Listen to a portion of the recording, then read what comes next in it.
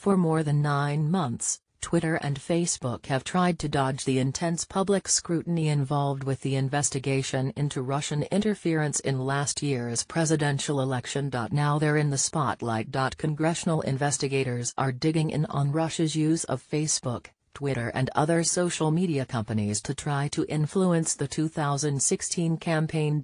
And after a series of escalating complaints by the leaders of the Senate Intelligence Committee, Facebook said Thursday it was handing over the content of more than 3,000 ads believed to be linked with Moscow's attack on the election. "We support Congress in deciding how to best use this information to inform the public, and we expect the government to publish its findings when their investigation is complete," said Facebook CEO Mark Zuckerberg. "And there'll be much more." The chairman of the Senate Intelligence Committee has said he wants to hold a public hearing next month on Moscow's efforts to manipulate social media as part of its election interference. Before that, representatives from Twitter are scheduled to meet with Intelligence Committee staff members next week to talk about the role their company played. The moves on Capitol Hill follow concerns that the social media giants have been less than forthcoming about how Russia may have used their platforms to try to undermine the American election. Facebook has acknowledged that it sold ads to some 500 fake Russia-linked accounts between 2015 and 2017. The ads addressed socially divisive issues like gun control, immigration and race relations.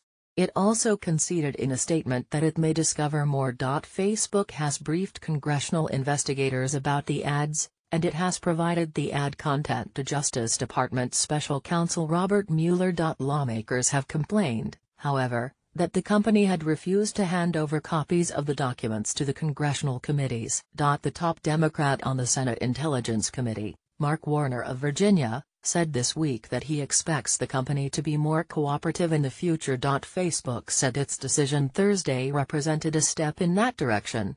Zuckerberg said in a video statement that the company is limited about what it can discuss publicly, but that he directed his team to provide the ads to Congress. Zuckerberg also said that Facebook would continue its own investigation into what transpired on the platform during the campaign. "We are looking into foreign actors, including additional Russian groups and other former Soviet states, as well as organizations like the campaigns, to further our understanding of how they used our tools," he said. "These investigations will take some time, but we will continue our thorough review." He also disclosed a 9-step plan to try to prevent governments from using Facebook to interfere in elections. "I wish I could tell you we're going to be able to stop all interference, but that wouldn't be realistic," he said. "There will always be bad people in the world, and we can't prevent all governments from all interference. But we can make it harder. We can make it a lot harder. And that's what we're going to do." Over the next few months, he said, Facebook will make political advertising more transparent by implementing disclosure requirements.